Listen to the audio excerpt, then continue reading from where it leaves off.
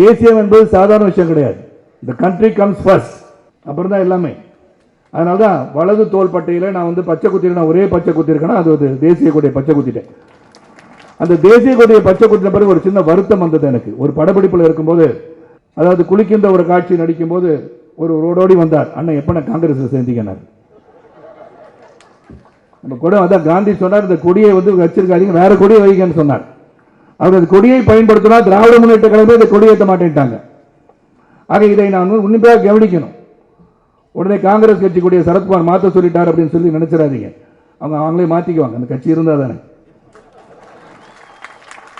ஏன்னா அவங்களுக்கெல்லாம் இப்ப அரசியல் மட்டும்தான் செய்து கொண்டிருக்கிறார்கள்.